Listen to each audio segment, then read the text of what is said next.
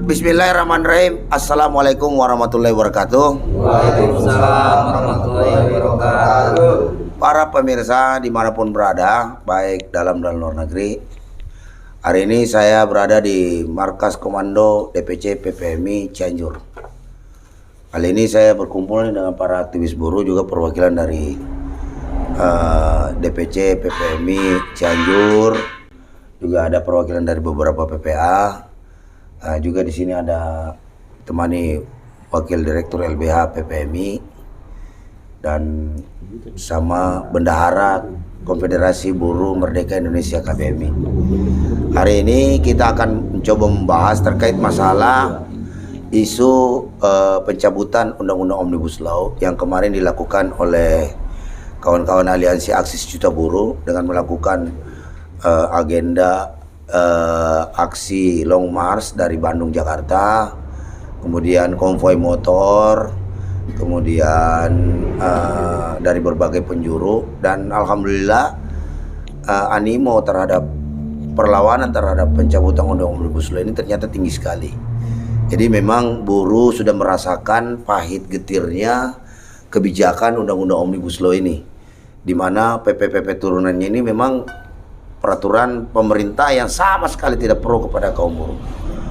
Hari ini buruh merasakan bahwa selama 3 tahun terakhir ini upah nggak naik, ditambah lagi kebutuhan harga bahan pokok itu naik juga, seperti minyak goreng, telur, terus kemudian beras, kemudian gas, kemudian listrik, dan banyak lagi lah. Gaji nggak naik, harga bahan pokok naik, biaya kontrakan naik, yang turun hanya harga diri bangsa. Jadi semakin lengkap sudah penderitaan daripada kaum buruh ini, ditambah lagi akan ada rencana penghapusan subsidi untuk bahan bakar Pertalite dan solar. Nah, ini kan memiliki dampak yang sangat luar biasa. Secara sistemik pasti akan mendongkrak kenaikan harga barang dan jasa. Nah, ini saya akan minta nanti pendapat daripada kawan-kawan di sini, termasuk juga Aliansi Buruh Cianjur menggugat ya, ABCM ya. Ya itu nanti juga akan insya Allah akan mendukung perjuangan Aliansi Aksi Sejuta Buruh ini dalam rangka kembali akan turun aksi ke jalan untuk mencabut Undang-Undang Omnibus Law, juga dalam rangka penolakannya atas rencana kenaikan harga BBM.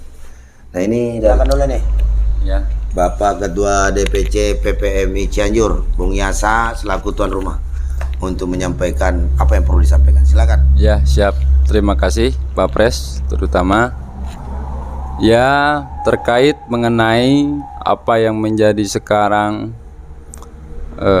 aturan Undang-Undang Omnibus Law yang terutama ini betul-betul merugikan secara saya pribadi di sini selaku dari DPC Cianjur yang menaungi terutama itu PPPA anggota yang emang di beberapa perusahaan, dan tentunya itu sangat terasa terutama bagi saya dan kawan-kawan yang emang banyak aturan-aturan yang dulu di Undang-Undang 13 maupun di Undang-Undang 21 sangatlah jauh dengan adanya sekarang aturan Undang-Undang Omnibus Law, terutama Undang-Undang 11 Cipta Kerja. Dan di sana banyak yang emang merugikan tentunya kaum buruh. Banyaknya maraknya sekarang terutama outsourcing yang emang sekarang sudah dipakai di kalangan semua perusahaan. PHK semena-mena, hak-hak cuti pun sekarang dipersulit. Nah, itulah makanya saya harap terutama saya selaku buruh, terutama perwakilan dari Cianjur, dari DPC, mungkin untuk memohon dan meminta untuk segeralah cabut ke Bapak Jokowi selaku presiden, karena itu jelas merugikan kami selaku kaum buruh, karena kami merasakan hal itu, gitu kan. Sudah jelas upah pun tidak naik, dan kebutuhan pun sekarang kita makin naik juga, terutama BBM. Ada informasi pun sekarang Pertalite katanya mau naik juga. Udah jelas kemarin secara pertama udah jelas itu naik gitu kan. Nah kita sedangkan gaji buruh ini berapa gitu kan, untuk kebutuhan yang emang rumah tangga itu untuk anak istri gitu kan, apalagi yang emang mau kredit motor, kredit ini nggak bisa lah, gak cukup gitu kan. Nah makanya tolong saya harap kepada pemerintah, terutama ini Bapak Jokowi selaku presiden kita semua gitu kan, saya harap untuk segera mencabut undang-undang Omnibus Law gitu kan. Perhatikan kami selaku kaum buruh, karena APBN negara itu terutama yang paling besar itu dari buruh, dari pekerja. Saya harap untuk segera mencabut undang-undang Omnibus Law tersebut gitu kan. Karena di sini harus diingat, kedaulatan itu adalah hak milik rakyat. Mungkin dari saya cukup sekian. Wassalamualaikum warahmatullahi wabarakatuh. Waalaikumsalam warahmatullahi wabarakatuh. Nah itu tadi, jadi buruh di Cianjur juga keberatan dengan apa rencana kenaikan harga BBM, juga sudah merasakan dampak daripada undang-undang Omnibus Law. Nah di sini juga ada serikandinya nih, mamanya nih, kita akan dengarkan juga. Ini lu setuju gak sih harga BBM naik? Kan pasti harga sembako naik, Bu. Nah gimana nih mama ini belanja di pasar ini, cukup gak sih gaji sebulan di UM sesuai dengan UMK Cianjur untuk kebutuhan hidup sehari-hari di tengah apalagi nih naiknya harga sembako, tambah lagi nanti bentar naik harga BBM, pasti tambah mahal semua. Cukup nggak? Nih silakan Bu. Assalamualaikum warahmatullahi wabarakatuh. Waalaikumsalam warahmatullahi wabarakatuh. Untuk perkenalan, mungkin saya dari kaum buruh PPA Cianjur. Ya dilihat dari harga itu semua BBM naik, apalagi kebutuhan rumah tangga ya, mungkin kan saya udah berumah tangga.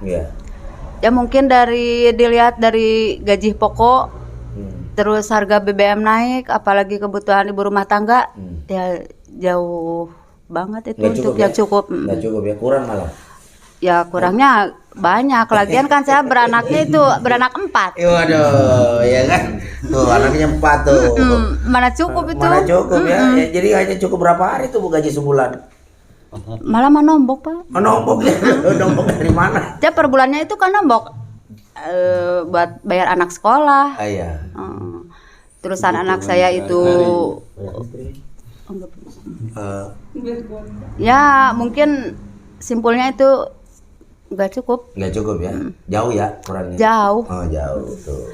Ya mungkin kami mohon untuk para pemerintah Jokowi yang mungkin cabut undang-undang Omnibus Law. Harga BBM harap turun. Iya. Apalagi itu sembako buat ibu rumah tangga. Ya mungkin para suami itu pasti keberatan. Iya. Pasti bisa istrinya di rumah marah-marah dong. Oh ya bukan marah-marah lagi tuh Pak. Aduh. Ya mungkin cukup sekian dan terima kasih. Assalamualaikum warahmatullahi wabarakatuh. Dampak daripada harga kenaikan bahan pokok, rencana kenaikan harga BBM ini membuat buruh laki-laki, terutama kalangan suami ini pasti kurang membawa uang ke rumah, sehingga istrinya bisa marah-marah. Ini dampak sosial yang ditimbulkan. Jadi selain daripada undang-undang Omnibus Law ini menciptakan disharmonisasi hubungan industrial, gaji nggak naik, ditambah nanti BBM akan naik, akan menciptakan disharmonisasi di rumah tangga Pak. Jadi tiap hari istri marah-marah karena kurang uang belanja, sehingga harga kebutuhan pokok naik lagi, dan kemudian imbas daripada kenaikan harga BBM. Nah ini ada juga ini, siapa lagi nih? Silakan Jal, ngomong. Bismillahirrahmanirrahim. Assalamualaikum warahmatullahi wabarakatuh. Perkenalkan, saya dari perwakilan anggota PPMI PPA Cianjur. Alhamdulillah, saya ucapkan terima kasih kepada Serikat PPMI yang telah konsisten untuk menolak Perpu Cipta Kerja atau Undang-Undang Omnibus Law gitu. Saya dari pertama mengikuti sampai akhir sekarang gitu. Sampai sekarang diciptakannya aksi 1 juta buruh gitu. Saya mengikuti sampai Jakarta gitu. Respon dari kepemerintahan saya cukup kecewa gitu, jelek dari respon dari kepemerintahan. Kenapa saya di sini bilang respon kepemerintahan jelek? Sebagai masyarakat yang mempunyai basic atau hak yang besar penuh di Indonesia gitu, sungguh sangat diabaikan. Datang ke rumahnya sendiri gitu, malah si gerbang tersebut juga digembok atau dikunci. Malah kan itu ada kawat berduri lagi. ada kawat berduri. Malahan kan itu bisa disebut juga rumah kita gitu. Kenapa kita tidak diperlakukan sebagai raja atau pemilik rumah? Kenapa yang kerja di rumah di dalam, sedangkan yang mempunyai rumah Ada di di luar gitu ya? Kita berbicara tentang logika aja dan perasaan gitu. Saya sebagai pekerja atau buruh Cianjur sungguh sangat kecewa gitu. Alhamdulillah saya ucapkan terima kasih juga telah memberikan kesempatan berbicara di podcastnya ini gitu. Mudah-mudahan apa yang saya ucapkan atau saya keluh kesahkan bisa sampai ke benak pemerintah coba, supaya hati dan nuraninya terketuk gitu maksudnya. Mudah-mudahan itu. Saya sangat kecewa tentang adanya undang-undang Omnibus Law yang sangat merugikan. Contohnya sekarang saya berbicara tentang realnya ada di lapangan, saya viewer gitu, timbul dari pekerja gitu. Viewer timbul dari pekerja merasakan gitu gimana pahitnya atau kerasnya jadi pekerja atau buruh gitu maksudnya. Gaji di Cianjur UMK-nya dibilang minimnya minim gitu. Orang tidak seminggu juga udah habis gitu. Bahkan orang yang baru rumah tangga mempunyai anak kecil gitu kan, bisa pengeluarannya lebih banyak. Sedangkan ada dua-duanya orang tuanya kerja gitu, harus ada bilang beli susu tambahan atau pampers lah.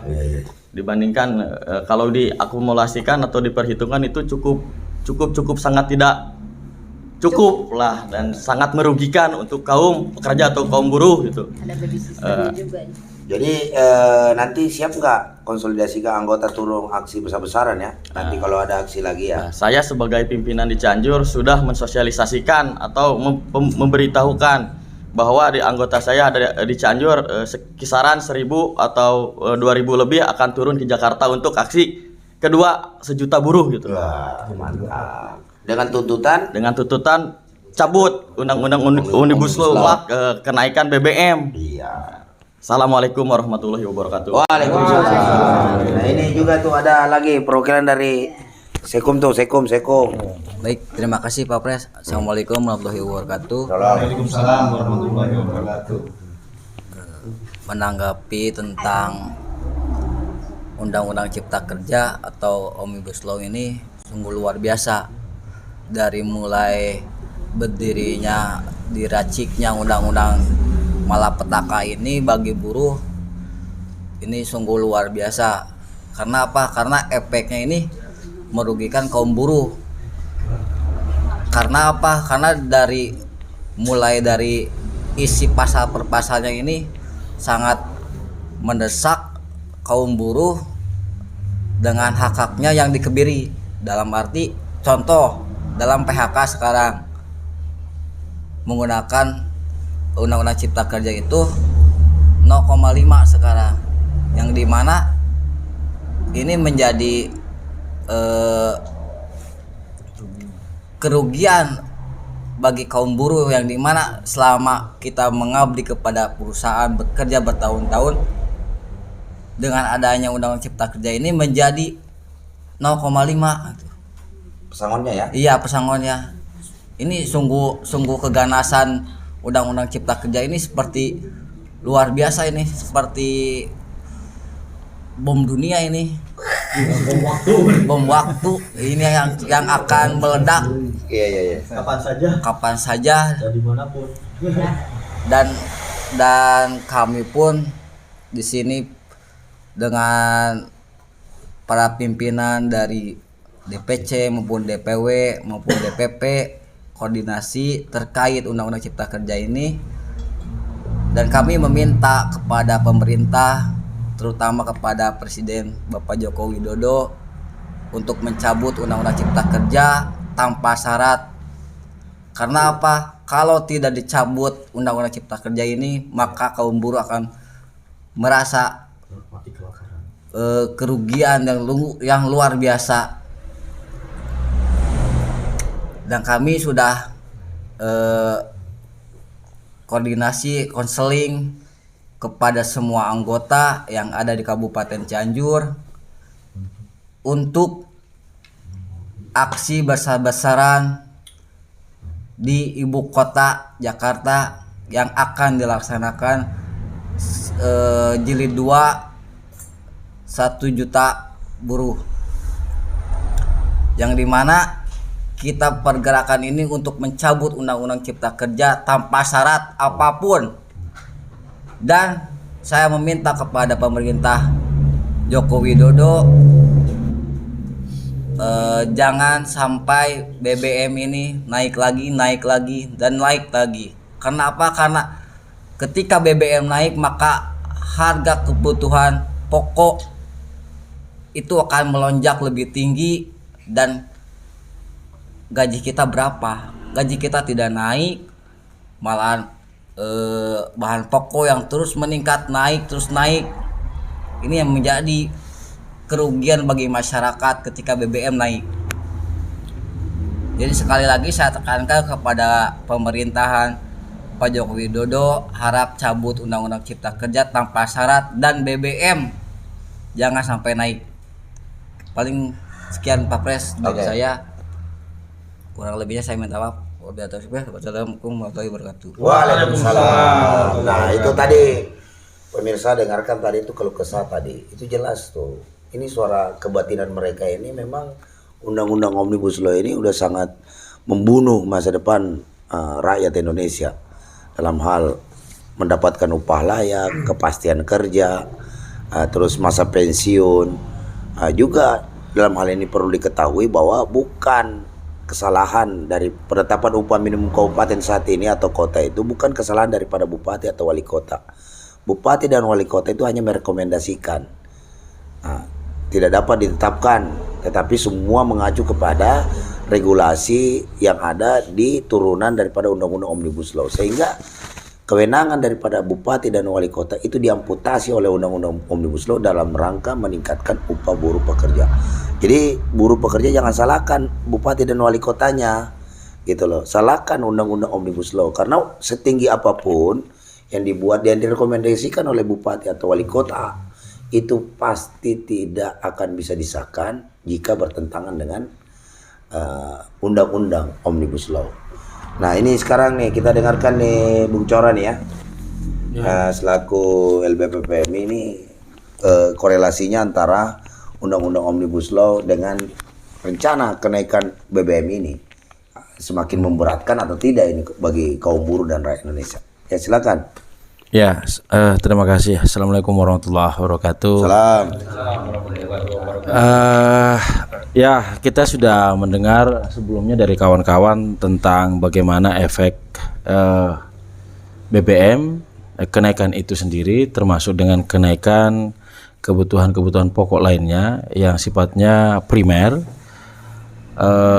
dalam hal kepentingan masyarakat. Nah, adapun daripada Omnibus Law juga sudah mendera dalam hal akibat atau konsekuensinya yang dialami oleh seluruh buruh yang ada di Indonesia.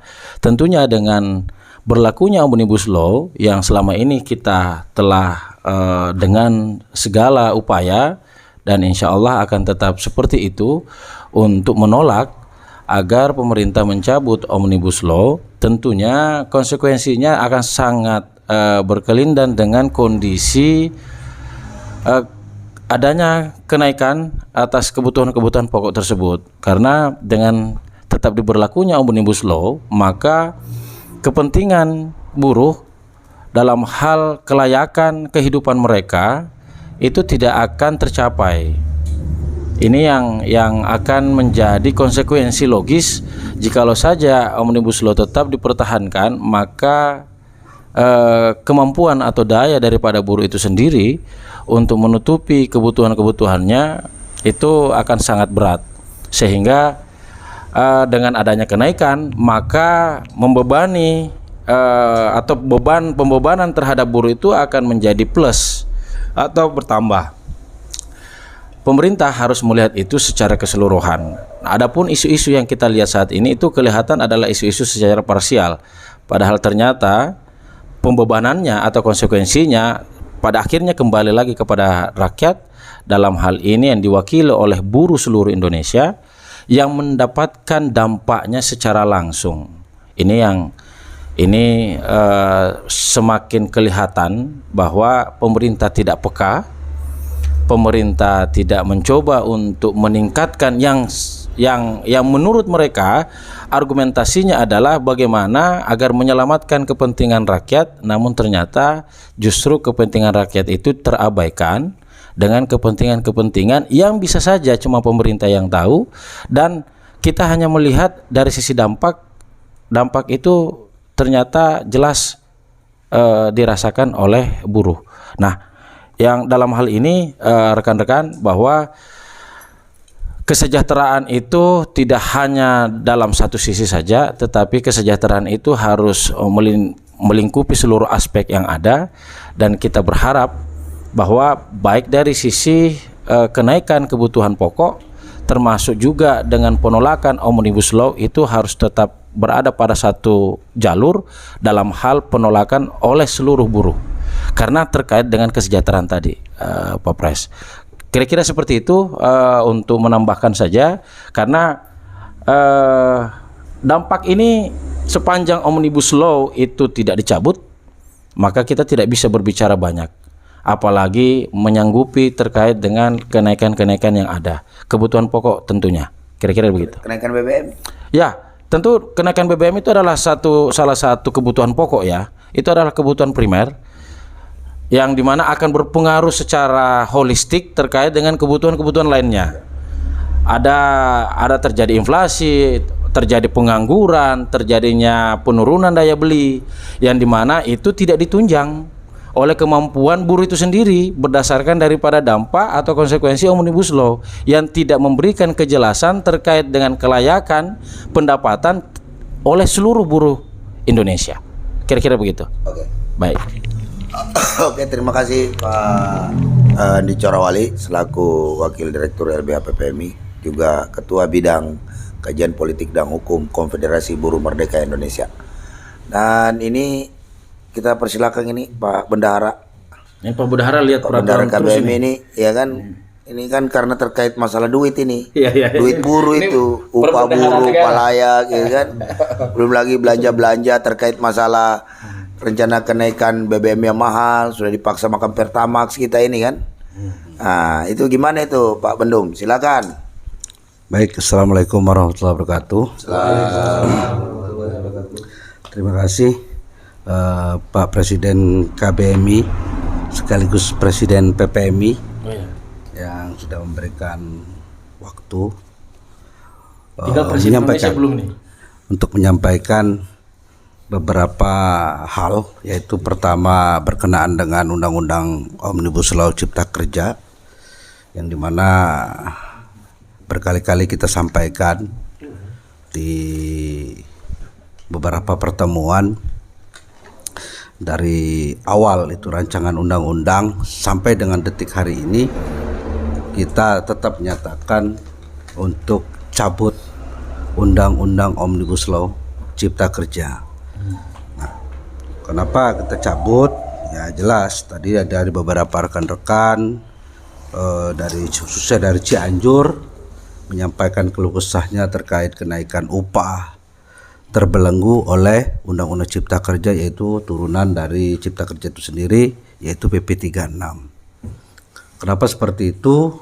Setinggi-tingginya kita kejar untuk kenaikan upah itu, tetap itu tidak akan pernah naik, karena yang menyandra dari kenaikan upah dari teman-teman khususnya Kabupaten Cianjur itu adalah Undang-Undang Cipta Kerja dan turunannya adalah PP 36. Maka dari itu dengan sikap tegas berulang kali kita lakukan kegiatan aksi terus menerus mengupayakan bagaimana caranya Undang-Undang Omnibus Law ini kita tolak, karena yang kita lakukan aksi-aksi, dan ada beberapa dari teman-teman federasi yang lain melakukan GR atau apapun namanya secara litigasi, itu sudah dilakukan. Tapi pada faktanya hari ini itu tetap dipaksakan atau ditekan untuk dilakukan, dijalankan oleh pihak atau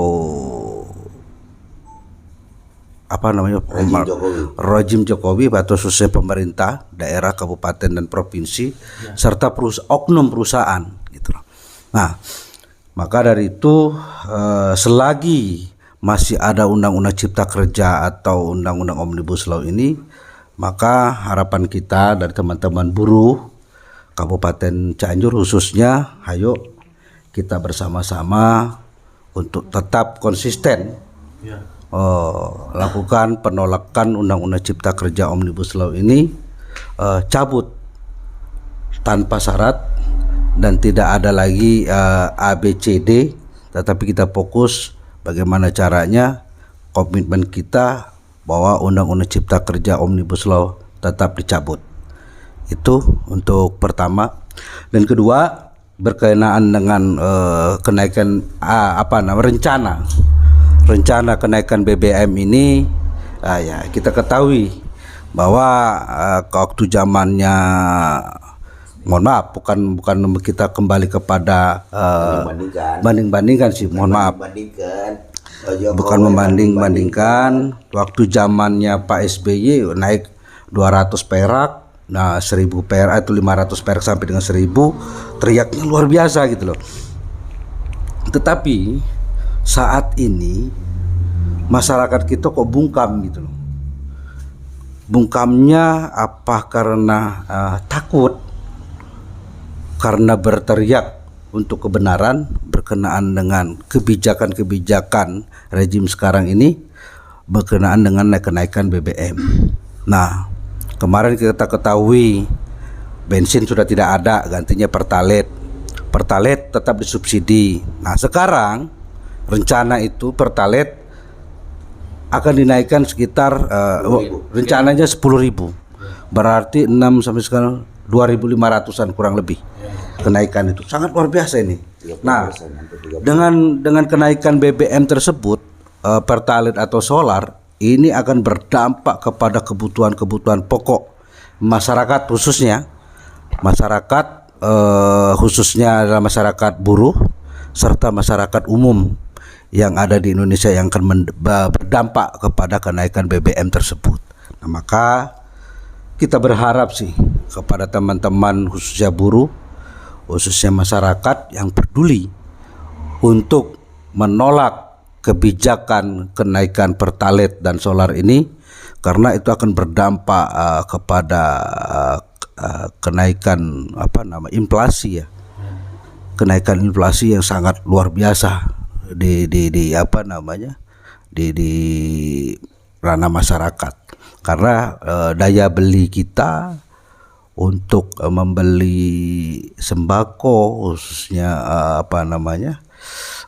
apapun lah namanya, pokoknya itu adalah bahan pokok, itu kayaknya sulit, karena pasti kita akan merasakan dampak yang sangat luar biasa berkaitan dengan kenaikan BBM ini. Maka kami Konfederasi Buruh Merdeka Indonesia mengajak kepada kawan-kawan khususnya buruh dan masyarakat, elemen masyarakat yang lainnya untuk turun bersama-sama di dalam aliansi aksi sejuta buruh pada jilid kedua nanti. Diperkirakan insyaallah itu akan dilaksanakan pada bulan depan, tapi untuk tanggal masih kita rahasiakan.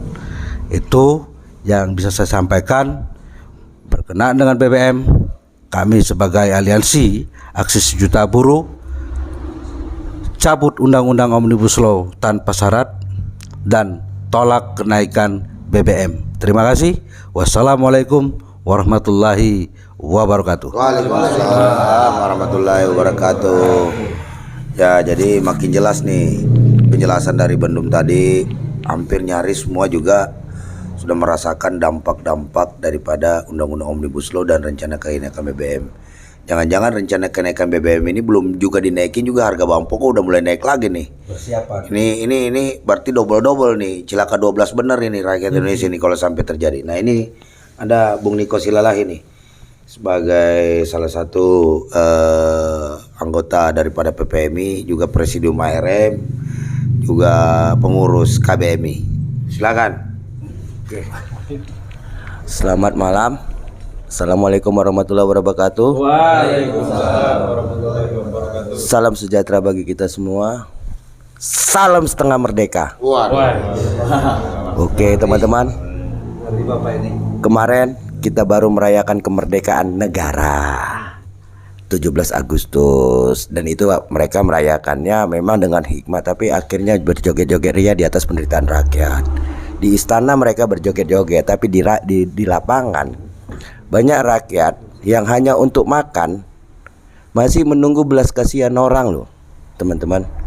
Contohnya gimana? Contohnya lihat saja yang di lampu-lampu merah.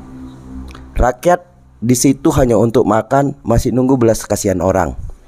Masih banyak kita lihat di lampu-lampu merah itu ada pengamen, manusia silver dan lain-lainnya. Itu menandakan bahwa negara ini belum mampu mensejahterakan rakyat. Itu masih sektor perkotaan, belum lagi di sektor desa. Banyak petani kita yang harus berhadapan dengan para tengkulak untung besar, petani kita ganti kulit. Itu realita. Ditambah lagi belum lagi kita melihat di sektor buruh, upah buruh nggak naik-naik. Contoh kayak di sini Cianjur, upah buruh nggak naik, malah yang mau dinaikkan sekarang BBM.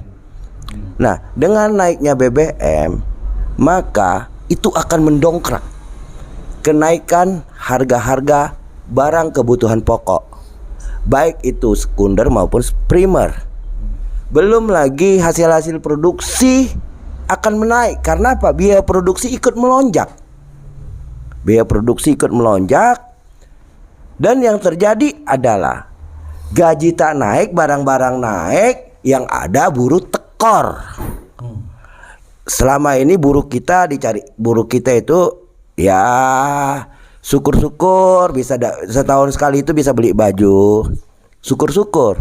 Tapi banyak buruh kita, banyak pekerja-pekerja kita, setiap bulannya aja hanya gali lubang tutup jurang. Minus melulu.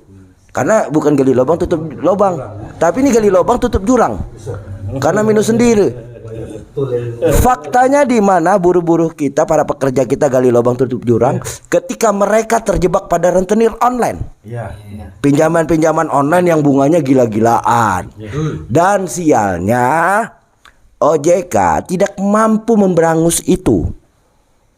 Ditambah lagi Kominfo yang cuma bisa hanya menutup, tapi tidak bisa. Belum ada satupun yang dipenjarakan hasil laporan Kominfo. Belum ada kita lihat laporan seperti itu.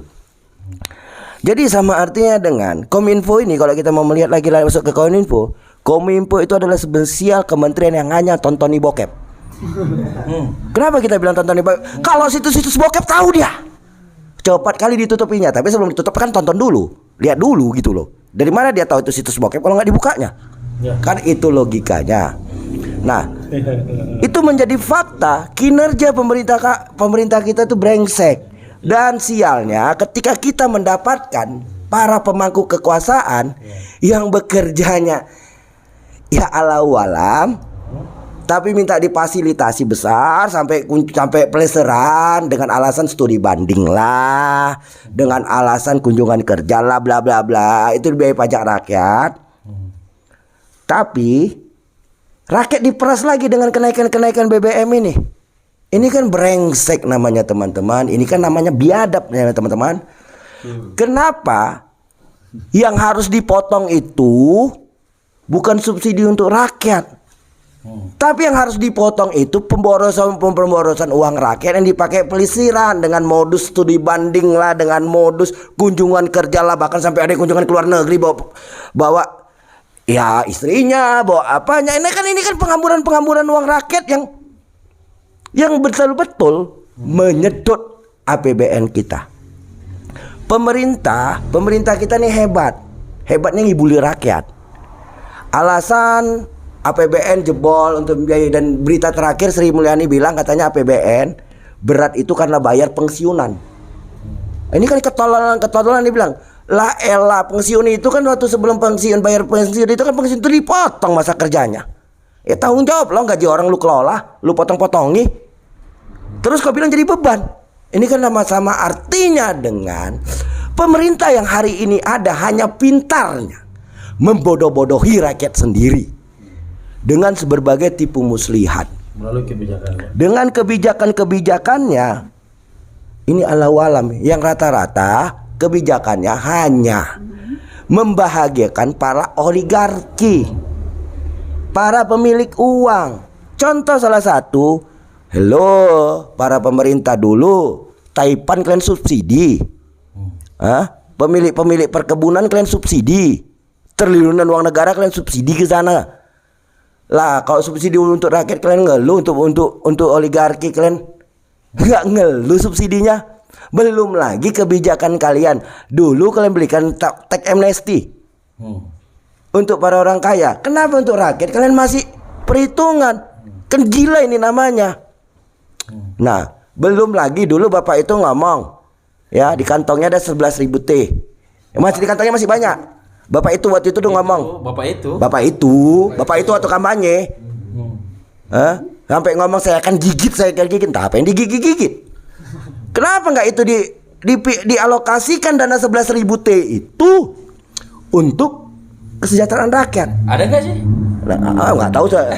Tulisan doang. Informasinya ada. Informasinya, pernyataan ada, kenyataan belum ada. Bukan masalah kenyataan bang, dia ngomong itu sebagai apa pada saat itu? Apakah calon presiden? Tidak, dia masih presiden ngomong itu. Ingat periode pertama dia masih presiden ngomong itu. Omongan seorang presiden adalah omongan yang harus kita akui kebenarannya. Yes. A1 itu A1 informasi dari presiden loh. Tapi faktanya itu kok menjadi hoak. Maka seharusnya itu ditangkap, bukan rakyat yang ditangkap. Rakyat ditangkap dengan sebar hoak. Presiden ngomong hoak kalau nggak ditangkap. Kan sudah nggak presiden lagi, masih. Apanya? Sudah nggak presiden lagi kan? Kok nggak presiden lagi? Masih presiden dia. Dia ngomong 11.000 T itu statusnya masih presiden. Wakanda. Ya, dia ngomongnya masih status, ingat, dia ngomong itu sebagai presiden, bukan sebagai calon presiden. Karena apa? Dia tidak melakukan cuti di situ. Nah, berarti Jokowi ini antara pernyataan dia dengan kenyataan tidak berkesesuaian, tapi bertentangan antara pernyataan dengan kenyataannya tidak sama. Tidak, ya bilang ada 11.000, tapi kenyataannya. Berarti kan itu sudah melakukan pembohongan publik. Yes. Yang melakukan pembohongan publik itu adalah kepala negara. Nah, ini yang seharusnya kita kejar. Kalau gua ngomong ada 11.000 T, wajar gua ditangkap. Lah ini yang ngomong presiden, lebih wajar lagi ditangkap. Karena apa? Karena omongan dari sebuah orang kepala negara bagi sebuah rakyat itu sebuah kebenaran. Dan ketika kebenaran ini tidak menjadi nyata, maka seharusnya legowo mundur. Itu legowo mundur. Saya nggak mau mundur saya. Nah, omongannya kan ada 11.000 triliun. Berarti itu harapan rakyat, artinya itu sebuah kebenaran, sebuah kenyataan. Dia dianggap tahu dan tahu di mana tempatnya itu uang. bener. Nah, berarti kalau tidak dikeluarin dikemenain dong. Jangan-jangan masuk kantong sendiri. Dikantongi lagi. Kan ini logikanya teman-teman. Jadi Pak Jokowi, Bapak Presidenku yang terhormat, kalau Bapak tidak mampu mensejahterakan rakyat, minimal Pak, kebijakan Bapak jangan menyengsarakan rakyat. Kalau cuma kebijaksanaannya menyengsarakan rakyat, mending anak TK jadi presiden. Anak TK pantas jadi presiden, karena anak TK nggak tahu apa yang akan diperbuatnya. Yang penting asal ngomong aja. Nah, kita kan nggak memiliki presiden anak TK, tapi kita memiliki presiden seorang kepala negara Insinyur loh. yang benar-benar mantan pengusaha pula itu lagi. Iya. Seharusnya mampu dong. Dianggap tahu. Seharusnya mampu dong mensejahterakan rakyatnya. Kalau nggak mampu mensejahterakan rakyatnya, jangan menyengsarakan rakyatnya. Jika itu nggak bisa, mundur. Mundur lebih terhormat daripada setiap Bapak ngomong, selalu kami berpikir kebalikannya. Karena apa yang Bapak omongi pasti kebalikannya yang terjadi. Nah ini betul itu. Kemarin waktu dia pidato kenegaraan kemarin dia bilang anggaran Surplus 300 triliun. lebih gitu kan? Tapi dia mengeluh sempat mengeluh bahwa subsidi BBM sebesar 500 triliun itu membebani postur anggaran APBN. Tapi dia tidak bilang mau naikkan harga BBM. Tapi kenapa satu hari setelah 17 Agustus itu tanggal 18 Luhut ngomong di media siap-siap akan ada kenaikan harga BBM. Nah itu berarti Luhut dong. Jadi pegang kata-katanya. Bakal benar nih kayaknya nih ya. Iya benar. Kayaknya yang benar seperti itu. Kayaknya gini, patut kita melihat sebenarnya siapa sih presidennya. Nah itu dia. Masa omongan presiden bisa dibantah menteri? Nah itu. Dulu, Ya. kita bukan membanding-bandingkan. Dulu, saat Soeharto ngomong, itu semua sampai ke bawah ngomong. Ketika Soeharto menjelaskan Menteri Perdagangan harga cabai sekian, Ya, penerangan maka harga cabai itu sampai tingkat desa sekian dan tidak ada pindah-pindah. Harga telur sekian, harga tomat sekian. Lah, itu omongan diikuti sampai ke bawah. Lah ini presiden ngomong kok menteri bantah. Ya. Apakah layak kita sebut presiden? Ketika ucapan presiden direvisi oleh menteri, seharusnya logikanya kita yang benar adalah ketika statement menteri direvisi oleh presiden. Nah. Kan ini. Nah lucunya statement menteri yang ngawur direvisi juru bicara. Nah. Ini yang terjadi lagi, kan gila akal sehat kita, logika kita bernegara juga rusak di sini gitu loh. Iya, contoh case-nya itu waktu Jokowi menyatakan pelarangan ekspor batu bara. Dibuka Luhut. Nah, 1 minggu kemudian siapa yang buka? Luhut. Bapak Luhut. Bapak Luhut lagi. Bisar Panjaitan. Kan banyak gitu loh. Iya. Inilah. Jadi Jangan-jangan kan sekarang musim-musim kaisar nih. Jangan-jangan di atas kabinet, di atas Jokowi ada kaisar juga. ada kaisar juga, bisa jadi kaisar di balik kaisar gitu loh. Ini loh teman-teman. Jadi terkait undang-undang Omnibus Law, undang-undang haram jadah, undang-undang sialan, undang-undang brengsek, undang-undang biadab, ini harus dicabut. Kenapa harus dicabut? Karena undang-undang ini hanya pro oligarki. Buruh terus diperah, buruh dimiskinkan. Itu masih dari buruh. Di sektor tani lebih gawat kawan-kawan. Ada bisa konsesi bisa sampai 90 tahun. Lah kalau 90 tahun itu berapa generasi? 3 generasi kawan-kawan. Kalau satu generasi kita hitung 30 tahun. Iya kalau nggak diperpanjang. Kalau diperpanjang, jangan-jangan kita kehilangan yang ini aja, yang HGU itu yang 25 tahun saja masih sekarang ribut di mana-mana. Tanah-tanah rakyat dirampasi masih ribut. Apalagi dengan adanya 90 tahun. Ini kenapa kita minta cabut undang-undang Omnibus Law tanpa syarat apapun. Yang kita mau hanyalah hukum yang berkeadilan bagi seluruh rakyat. Yang kita mau adalah kesejahteraan bagi rakyat. Nah, kenapa saya tadi mengatakan salam setengah merdeka? Karena yang merdeka masih negara, masih bangsa yang merdeka. Rakyat sudah merdeka? Belum kawan-kawan. Karena kemerdekaan sesungguhnya adalah tertulis di pembukaan undang-undang yang berdaulat, adil, dan makmur. Udah? Pertanyaannya, adakah kedaulatan bagi rakyat? Tidak kawan-kawan, rakyat tidak berdaulat ketika bicara aja. Sekarang mau dikebiri, muncul lagi undang-undang RUKWP. Yang berdaulat partai politik. Partai politik lah bagi-bagi kekuasaan. Terus dikekang dengan PT 20%. Itukah kedaulatan itu? Tidak kawan-kawan. Belum lagi adil. Apakah rakyat sudah mendapat keadilan? Belum kawan-kawan. Tanah rakyat masih dirampas, Ditambah lagi di negara ini satu orang Taipan itu mampu menguasai tanah berjuta-juta hektar. Tapi sialnya berjuta-juta rakyat di negara ini tidak memiliki sejengkal pun tanah. Kan sial di situ. Itukah keadilan? Makmur, apakah rakyat makmur?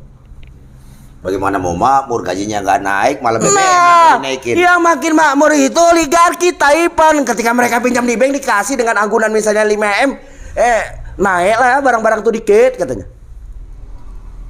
Ini yang terjadi. Rakyat ketika minjam ke bank itu dipersulit. Makanya menjamur para rentenir online dengan bunga gila-gilaan. Bunga rentenir online, bunganya minimal 50% untuk 14 hari. Karena kalau pinjam 1 juta, ya kan, potong katanya operasional 20%. Cetar. Setelah itu bayar harus 1,2. Dapat 800 bayar 1,2 dan 600. 600 ke 800 50% lebih. Uang yang diterima 600 tapi dibayar 1.200.000. Itu banyak terjadi. Belum bunga harian. Ini kemarin kita sempat bangga ketika kepolisian kita berani menangkapi rentenir online. Kemarin kita apresiasi kerja Kabar Eskrim pada saat itu, yang berani kerja bapak-bapak polisi yang menangkapi para rentenir online. Pertanyaannya, apakah rentenir online itu hilang? Tidak, karena cuma berizin 13. Kenapa yang hanya terdaftar di OJK masih dibiarkan? Terdaftar belum berizin loh. Ini juga harusnya digulung. Karena terdaftar belum tentu berizin. Yang berizin pasti terdaftar. Itu logikanya.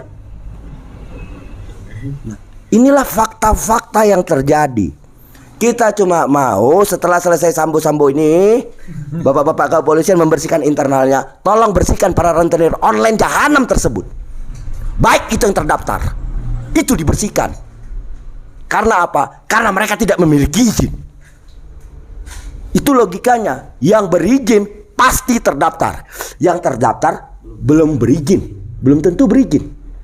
Ini logikanya. Kalau cuma terdaftar aja bisa melakukan, ya berlomba-lomba kalau terdaftar dikit-dikit. Yang terjadi adalah daftar 1 buka 8. Itulah aplikasi jahanam tersebut. Ini seharusnya juga digulung bapak-bapak kami yang di kepolisian. Nah, kita melebar tadi sampai ke sana kan, karena kita bongkar kebobrokan yang masih dibiarkan. Saking banyaknya. Cuma kalau mau ku jelaskan lagi nggak habis. Kurang waktu, kita bisa sampai 6 bulan bisa aku ngasih ngoceh gini aja. Mengapai data-data ini semua gitu loh. Fakta-fakta yang terjadi. Nah, jadi bapak-bapak kami pemangku kekuasaan di sana, saya cuma mau mengatakan, kalau tidak mampu mensejahterakan rakyat, minimal kalian jangan menyengsarakan rakyat. Kalau memang benar kepemerintahan ini benar, yang dilakukan adalah menurunkan harga BBM, terus menaikkan upah. Supaya apa? Supaya mendongkrak daya beli. Ketika daya beli terdongkrak, maka geliat pasar terjadi. Justru yang terjadi adalah ketika pasar bergerak, menambah pendapatan negara kembali. Itu yang dilakukan, memotong anggaran-anggaran tak berguna seperti kunjungan-kunjungan kerja pelesiran sampai luar negeri sana. Belum lagi pelesiran-pelesiran ke daerah, itu yang dipangkas. Bukan hak untuk mensejahterakan rakyat kalian pangkas. Itu Pak. Cuman itu yang kami mau. Kalau tidak mampu berbuat mensejahterakan rakyat, maka jangan menyusahkan rakyat. Kalau kalian menyusahkan rakyat, jangan salahkan rakyat nanti yang memaksa kalian untuk mundur. Itu sikap kami.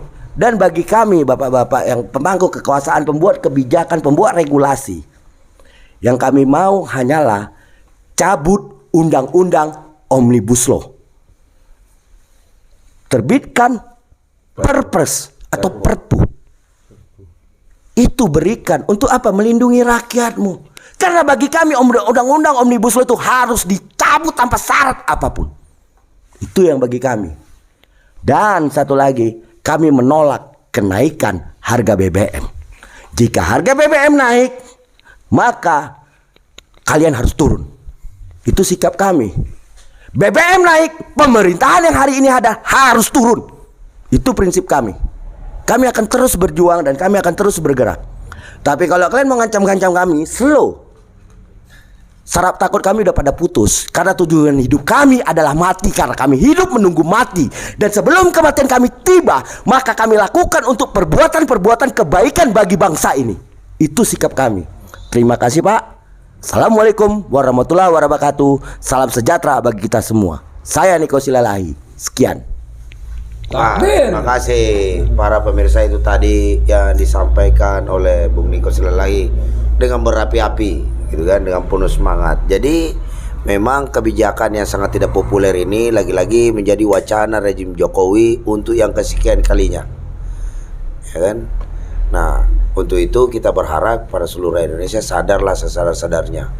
Bangunlah dari tidur panjangmu, bangkitlah, berjuang bersama demi meraih kedaulatan negeri ini.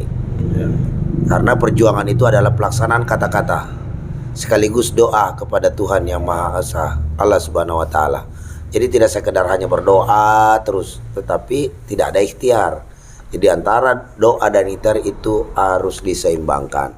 Maka dari itu, kalau bukan kita yang memperjuangkan nasib rakyat kita, siapa lagi?